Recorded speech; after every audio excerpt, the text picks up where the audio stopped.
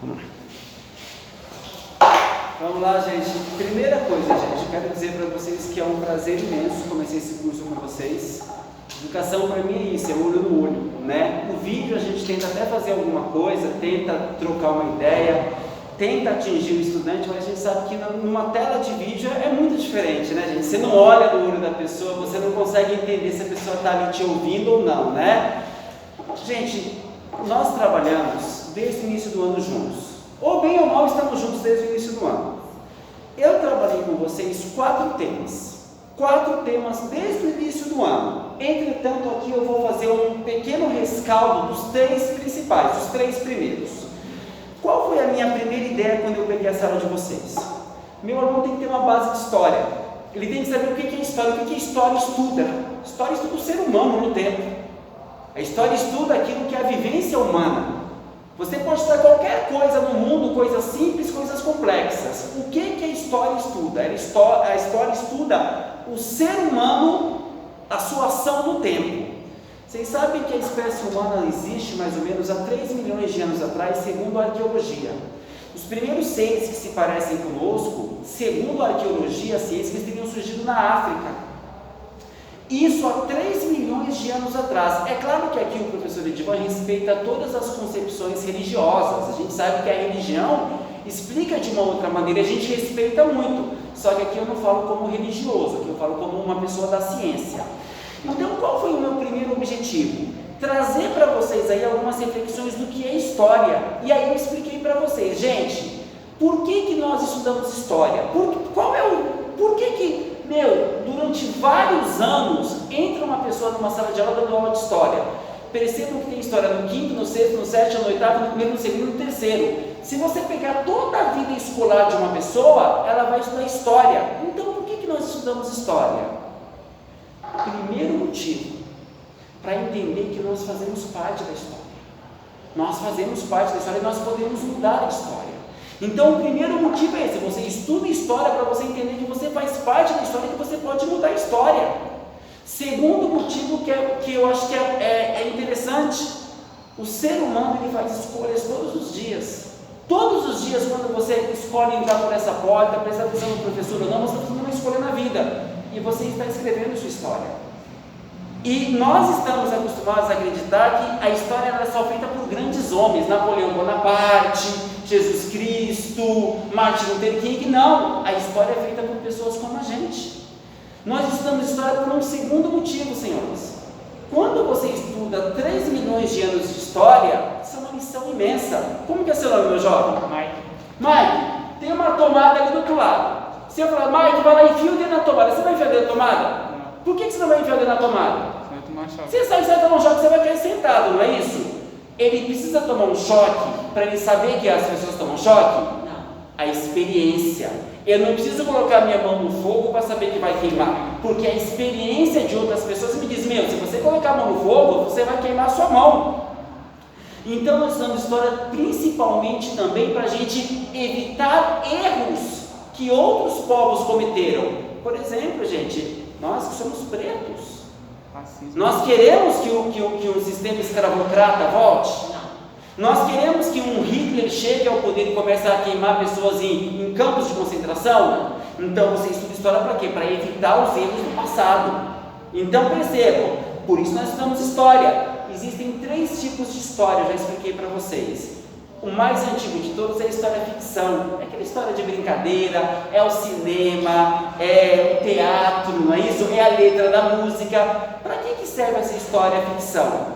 Para diversão, as pessoas gostam de se divertir, obviamente, mas também para reflexão. Por exemplo, quando você assiste um filme, às vezes você pensa, esse filme aí me fez pensar um negócio que eu nunca pensei na minha vida, você aprende. É uma história de mentirinha, mas você está aprendendo. O exemplo clássico que eu dei lá no meu vídeo, Jesus Cristo. Jesus Cristo era um cara que queria ensinar as pessoas, só que as pessoas eram muito simples. Então ele começava a inventar histórias, é a parábola da mostarda, ele tinha o sermão da montanha, ele tinha várias parábolas que ele usava para quê? Para ensinar as pessoas. Então qual é o primeiro tipo de história? É a história ficção, ela serve para diversão e também para você construir conhecimento.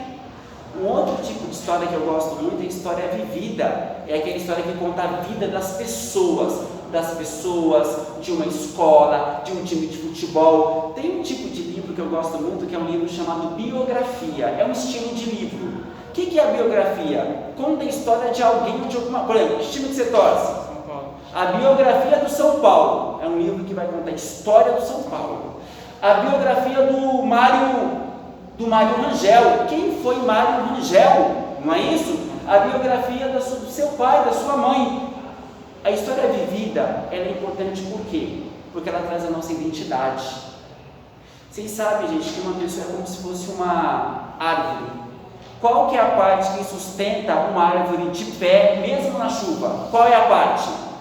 É a raiz. Eu diria que a história vivida é a sua raiz. Eu, Edivan, eu sou preto, eu sou da periferia, eu sou filho de nordestino. Não interessa onde eu vou, eu sei de onde eu vim, velho, é a minha raiz. Então todo mundo pode se afastar, mas o que me mantém de pé é que eu sei a minha raiz, é a história vivida.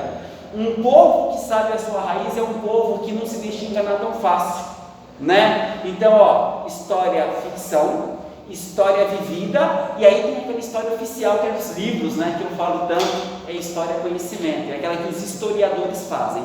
Então são esses basicamente os 3 tipos de histórias que existem, né? Tentei explicar também para vocês que hoje o que prevalece no mundo? O famoso calendário cristão. O que é o calendário cristão, gente? É o que a gente está vivendo hoje. Que ano que nós estamos? 2021. Então fazem 2021 anos, segundo o calendário cristão, que Jesus Cristo teria nascido. Vocês sabem que antes disso, cada povo tinha um calendário diferente. Até que lá no século IV, um padre, um monge, Dionísio, ele disse o seguinte: mano, vamos fazer um calendário único para todo mundo, porque até ajuda a organizar a vida, né? E aí ele calculou ali, pelas escrituras sagradas, o ano que ele achou que Jesus Cristo nasceu. Aí começou, ano 1, ano 2, ano 3, nós estamos em 2021. Tudo aquilo que aconteceu de Jesus para cá é 1, 2, 3 até 21. O que aconteceu antes, você fala, olha, foi 1 ano antes de Cristo, 2 anos, por isso que a gente vê, meu, isso aconteceu 10 mil anos antes de Cristo. Vocês entenderam a pegada? Alguma dúvida em relação a isso? Aí eu dei essa matéria introdutória para vocês, e aí depois o bicho pegou de verdade, porque aí eu comecei uma matéria que realmente é específica para vocês, é a famosa Revolução Industrial.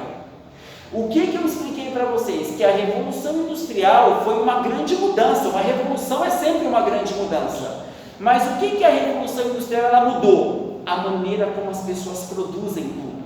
Gente, olha em volta de vocês, essa carteira, minha blusa, seu óculos, sua máscara, a sua bolsa, tudo isso passou por fábricas.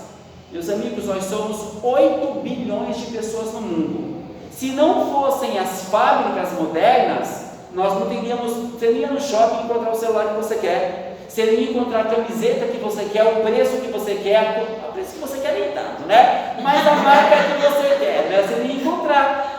O que a Revolução Industrial ela criou? Uma nova forma de produção, a produção industrial. O que é a produção industrial ou produção fabril? É aquela que é feita nas fábricas, com máquinas. Gente, a Revolução Industrial aconteceu em 1760 na Inglaterra. Quando eu falo 1760, você pensa, mano, faz tempo pra caramba. Nada. Se você pensar numa humanidade que tem 3 milhões de anos, o que é 300 anos? É ontem. A Revolução Industrial aconteceu ontem, gente. A verdade é essa. Professor, mas peraí, se a Revolução Industrial aconteceu há tão pouco tempo, lá na Inglaterra, como é que os seres humanos fabricavam as coisas lá desde 3 milhões de anos? A primeira forma é com a mão, o artesanato. Vocês lembram disso? Tudo que era fabricado era feito com a mão e com algumas ferramentas. Aí eu expliquei para vocês que em determinado período da Idade Média, a população europeia começou a aumentar. E aí o que acontece? O artesanato ele não dava conta de todo mundo, porque o artesanato ele é bonitinho, mas ele é lento. Ele é lento demais. Aí foi inventada uma segunda forma de produção, a manufatura. O que é a manufatura? Eram grandes oficinas, onde as pessoas trabalhavam ainda com as mãos. percebam que uma manufatura não é uma fábrica. Por quê? Porque ela não tem máquina. Na manufatura ainda é os caras trabalhando ali, todo mundo junto, mas é com a mão e com ferramenta. Até que finalmente, em 1760, vieram as máquinas e a Revolução Industrial. Então, de maneira bastante resumida, como que era a produção humana? Num primeiro momento, o artesanato, depois a manufatura e depois a produção fabril, que é a Revolução Industrial. A Revolução Industrial, senhores, fez com que a humanidade produzisse uma quantidade absurda de mercadorias que podiam ser vendidas agora no mundo inteiro. Por exemplo, um país como a Inglaterra começou a vender seus produtos industrializados para o mundo todo. Por quê, gente? Se eu fabrico na mão, eu fabrico lápis e eu vim aqui vendo para vocês na sala de aula, beleza. Se eu tenho uma manufatura, eu já tenho que vender no corredor inteiro. Mano, se eu tenho uma fábrica, eu vou ter que vender no bairro todo, porque a produção é demais. Então imagine isso numa escala global. Então o que a Revolução Industrial ela vai fazer? Ela vai fazer com que o comércio internacional ele aumente assustadoramente. Gente, é por isso que hoje você usa um tênis, você vai abrir ele, made in China. Você pega seu óculos, made em alguma coisa, foi feito em algum lugar. Então, às vezes as mercadorias mais simples, às vezes um escorredor de prato em casa, ele vem da China. Às vezes o cadastro do seu sapato, ele vem dos Estados Unidos. As mercadorias circulam no mundo inteiro. Isso tem a ver com o quê? Com a Revolução Industrial. Agora percebam que para que isso acontecesse, teve que ter duas revoluções junto. Comunicação. Como é que eu vou vender para você se não consigo falar com você? Então é o tempo da invenção do telégrafo, do telefone. Outra coisa que inovou bastante, o transporte de mercadoria. Gente, hoje você tem navio, cara, que você põe uma cidade inteira dentro. Tem navio que é uma verdadeira cidade, é cheio de mercadoria. Então o mundo é o mundo que a mercadoria circula. E aí eu faço uma crítica. A gente vive num mundo tão injusto que as mercadorias circulam livremente. O ser humano não. Nós não podemos. Pega você um avião e vai para a Espanha. Se você não tiver passaporte, você não é, viu? As mercadorias não têm fronteira, elas circulam. O ser humano, que é o mais importante, ele não pode circular livremente. Então, o dinheiro ele circula livre, o ser humano não circula livre. O dinheiro ele entra em lugares que você não entra. Então, você vê a escala de valores no mundo, né? Fora outras coisas, né? Como droga, arma, tudo. Cara, droga, arma é mercadoria e é fabricado. Então, é para fazer lucro mesmo, entendeu? Então, de maneira geral, essa foi a Revolução Industrial. Expliquei para vocês que as condições de trabalho nas fábricas primeiras eram terríveis. Trabalhava-se muito, né? O salário era miserável, não tinha nenhum tipo de direito, aposentadoria, não existia absolutamente nada disso. Vejam que oração para mim, gente, vejam que oração para mim, por favor. Então percebam vocês, senhores, que as condições de trabalho eram extremamente precárias. É claro que tudo isso foi mudando na Inglaterra, isso tem muito a ver com a luta dos trabalhadores também. 10h51. Que hora que bate o sinal? 20, 30, 40, 50, acho que é 8 e 5. 8 e 5 bate o sinal. 8 e 5 bate o sinal. E aí, gente, o último assunto que eu trabalhei com vocês é o famoso imperialismo. O que eu expliquei para vocês, meus amigos? Percebam uma coisa. O que é imperialismo? É quando uma região domina a outra. Imperialismo não é nome de país. Imperialismo não é nome de lugar. Imperialismo é o nome de uma relação. O que é imperialismo? É quando uma região domina a outra. Por exemplo, vocês estão aqui no quarto T. Quarto E. Vocês acham que o quarto E aqui está pequeno para vocês? Só, a gente quer uma sala maior. Vocês lá no quarto D, só para os moleques, agora é nosso. Eu posso dizer que vocês são uma sala imperialista? Sim, vocês estão dominando outras regiões. Vocês perceberam isso? Então percebam, existem 3 tipos de imperialismo. O imperialismo militar é quando um país usa a sua força armada para dominar o outro. Quando está acontecendo. Exato, ele invade na cara larga e vai matando mesmo. O outro tipo de imperialismo ele é muito mais presente hoje, é o imperialismo econômico. É quando um país ele domina o outro sem dar nenhum tiro. Eles usam só a sua economia. Por exemplo, você é um país, eu sou outro. Eu te empresto dinheiro, você fica me devendo. Olha como eu te domino. Você não tem fábrica, eu mando minhas multinacionais no seu país, você fica dependendo de mim. Gente, pensa uma coisa, celular. O Brasil tem alguma fábrica de celular? Não. O Brasil tem alguma fábrica de carro? Não. Nós somos dependentes da tecnologia de outros países, cara. Se tipo a Samsung, Nokia, LG saírem do Brasil, a gente volta ao século retrasado no Brasil, nem celular a gente tem mais. Então percebam que é o imperialismo econômico. E o último imperialismo é o imperialismo cultural. É quando um país ele impõe a sua cultura ao outro. Entendam uma coisa é a mistura cultural, isso é natural, é gostoso. Outra coisa é assim, eu conhecer sua cultura, mano, a sua cultura é um lixo, sua religião é do capeta, você tem que se vestir que nem eu. Então assim, eu estou dizendo o seguinte, a minha cultura é superior à sua, então você tem que engolir a minha cultura. Então percebam que existem 3 tipos de imperialismo: militar, econômico e cultural. Tudo bem até aqui, gente? Expliquei para vocês que esse imperialismo ele é filho da Revolução Industrial. Como assim, professor? Eu não entendi essa parte, é uma parte complicada. Quando a Revolução Industrial aconteceu, os países passaram a depender muito de 2 coisas. Eles precisavam de mais matéria-prima, tipo madeira, ferro, água, matéria-prima. E precisavam de gente para comprar mercadoria. Só que esses países não tinham... Gente, a Inglaterra é um ovo. A Inglaterra é um ovo. Só que as suas fábricas precisavam de muita matéria-prima. Onde que a gente vai arrumar isso?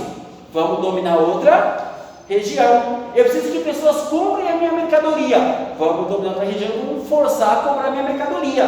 Então percebam, a Revolução Industrial, ela vai gerar o quê? O desejo e a necessidade de dominar outras regiões. Em busca de quê? De matéria-prima e de mercado consumidor. Deu para entender isso? Gente, vários países passaram por esse processo. Inglaterra, França, depois a Alemanha. Qual era a relação entre esses países industrializados? De competição. Imagina um bolo de aniversário e a gente chega aqui, eu quero um pedaço maior, você também quer um pedaço, você também quer um pedaço, você também quer um pedaço. A gente vai começar a disputar quem vai ter um pedaço maior. O que seriam esses pedaços? Matéria-prima e mercado consumidor. Deu para entender? Houve uma disputa entre esses países. Essa disputa ela vai descambar no futuro para o maior banho de sangue que a humanidade já conheceu, a Primeira Guerra Mundial. Você só entende o que foi a Primeira Guerra Mundial se você entender essa disputa entre os países em busca de matéria-prima e de mercado consumidor. Vocês entenderam o que eu estou falando, senhores? Está claro para vocês? De maneira muito resumida, eu dei um resumão de tudo aquilo que a gente... Só faltou uma matéria que tem a ver com imperialismo, tá? Então, o que eu preciso que vocês façam? Eu não sei como é que vocês estão no Google Sala de Aula. Você tem respondido, filha? Tem. Você também tem respondido? Sim. Você vai ter que responder. Eu preciso. Eu vou trazer para você, ó, amanhã você não vem, né, para a escola, né? Não sei. Não. Não vem, não? Não, você vai vir hoje, depois só, daí vai passar... É terça. Você só vai voltar aqui terça, quarta, quinta, você vai voltar aqui sexta-feira. Sexta-feira? O esquema é esse. Na sexta era a aula do senhor em casa. Hã? Na sexta era a sua aula em casa. Então, filho, eu vou te falar uma coisa, não vai ter mais aquelas aulas. Não vai ter mais, porque sexta-feira eu vou estar aqui à noite. Aquelas aulas online acabaram. Não vai ter mais. Não vai ter. Agora, o que eu vi? Olha o que eu estou fazendo. Olha o vídeo. Já é para colocar o pessoal que não veio. Deixar uma coisa clara para vocês. O curso ele não vai parar porque você, tipo assim, o professor vai começar daqui ou não. Se eu explicar uma matéria nova daqui a uma semana, quando vocês voltarem, eu já vou estar falando daquela matéria nova. Não vai parar o curso aqui para a gente continuar daqui a 10 dias de onde eu parei. O curso continua no Google Sala de Aula. Vocês entenderam isso? Uhum. Tá bom, gente? Eu vou mandar para a direção e-mail com as minhas aulas para você, tá bom? Aí você pega com os exercícios, tá bom? Tá bom. Que já deu. Gente, então eu acho que com isso